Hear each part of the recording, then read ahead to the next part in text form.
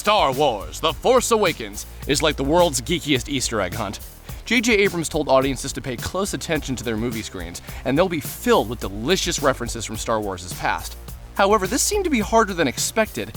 There were so many hidden treasures, we had to watch the film a few times to get it all. I mean, not that we mind, I saw it like 3 times already, but Number 1.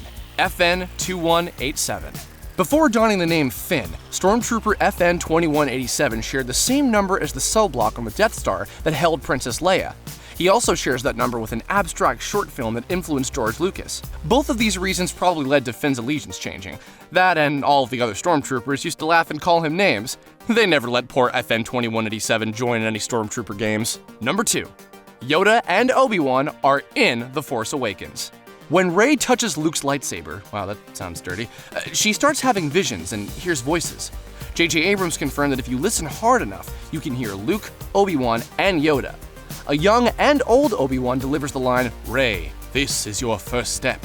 Alec Guinness, who played Obi-Wan in the original trilogy, passed away in 2000, but was able to reprise the role post-mortem due to some clever editing.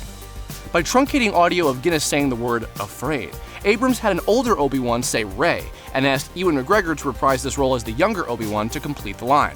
Number 3. Secret cameos. There's a few casting surprises that you may have missed. The Stormtrooper watching over the captive Rey, who falls for the old Jedi mind trick, was played by Daniel Craig. He was at Pinewood Studios filming Spectre, and did the cameo for S's and G's. Carrie Fisher's daughter, Billie Lourd, plays a lieutenant in the Resistance. There's some interesting music connections in the film, too. Radiohead producer Nigel Godrich and composer Michael Giacchino play Stormtroopers FN 9330 and FN 3181, which is also a reference to George Lucas's film THX 1138. One of the alien resistant pilots is named Ello Asti after the Beastie Boys album Hello Nasty. He also has Born to Ill on his helmet. Even writer-director and super Star Wars fan Kevin Smith has a cameo as a Stormtrooper. And no, he wasn't silent. Number 4. Maz Kanata's secrets. Some of the flags outside of Maz Kanata's castle include some of the same flags from the Boonta Eve pod race, as well as a Mandalorian flag, the same symbol featured on Boba Fett's armor. Also, could the chest Maz Kanata keeps Luke's lightsaber in be the same chest that Obi-Wan keeps in A New Hope? Who knows? Only time and sequels will tell. Number 5. Ralph McQuarrie's inspirations. In 1975, George Lucas hired concept artist Ralph McQuarrie to create tons of concept art in order to get financing for Star Wars. Abrams has used some of these pieces of art as inspiration for his Star Wars movie. At one point, George Lucas was going to have the main character be a woman and have McQuarrie create some possible looks for her. Rey's costume may have been inspired by concept art from that session. The Arch and Nima outpost is from McQuarrie's sketches of Jabba's palace, and BB-8 was inspired from one of McQuarrie's concept art for R2-D2. Funnily enough, the character of Zeb Orielos from Star Wars Rebels is also inspired by original concept art for Chewbacca. Number 6. This is a rescue. In the beginning, Finn rescues Poe from the Finalizer. As they're about to escape, Finn takes off his helmet and says, "This is a rescue." That little piece of dialogue is a major throwback. Remember when Luke meets Leia for the first time in the original Star Wars? Luke takes off his Stormtrooper mask and says, "I'm Luke Skywalker, I'm here to rescue you." Now, Finn might not be the next Luke in the series, but was still a great reference. Han Solo also blurts out another familiar line from the franchise, "I've got a bad feeling about this," which is heard in every Star Wars film. Great job on that addition, JJ.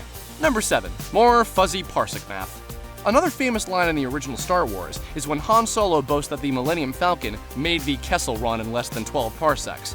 The nerdiest fans love and hate this line because a parsec is a unit of measurement, not time. However, we hear that simple mistake used again when Rey and Han are talking about how many parsecs it took to make the Kessel Run when the two meet on the Falcon.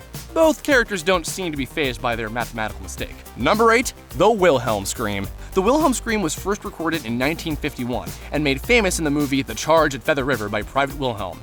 Private Wilhelm's scream might just be the most famous scream in movie history. It has been in every single Star Wars film, as well as about 200 other movies.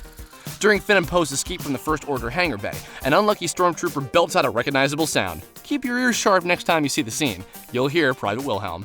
Number 9. Finn finds some old toys. While Finn is rifling through stuff to help heal Chewbacca's wounds on the Millennium Falcon, he finds a well-known object. As Luke was training on the Falcon, he used the help of a flying remote. Finn finds that remote, but then quickly tosses it aside as he keeps searching for medical supplies. Later, Finn bumps into a chessboard and turns on a holo chess game. A Marksman Age combat remote and holo chess in one scene? We can feel the fan jaws dropping. Number 10. Get lost. Okay, this one may not have to do with Star Wars, but it has more to do with J.J. Abrams. Two actors who are well known for working with the director have major cameos in this film. Greg Grunberg suited up as an X-Wing pilot named Snapped Wexley. Another actor from the Lost series, Ken Long, also pops up here as Admiral Stratera. Being friends with JJ means you get cameos in his film. Best friendship ever. And finally, number 11. The Starkiller Base. The First Order took a page from the Empire's playbook, and also gives us one of the biggest Easter eggs in all of The Force Awakens. The film's villains built themselves a gigantic superweapon capable of destroying entire systems, suns and all. Instead of calling it the Death Star, they call the weapon the Starkiller Base. You're probably asking yourself why this deadly object is so important. Well, its name was the original surname George Lucas intended to give Luke. Yes, our favorite Jedi was almost Luke Starkiller. Good thing he went with Skywalker. Starkiller is definitely a better name for a planet-destroying device. The Force Awakens stands to be one of the greatest in the Star Wars series. What made it so great was that JJ was a creative fan. After seeing this video, we hope it inspires you to rewatch the newest addition to the series, use the Force, and find those Easter eggs.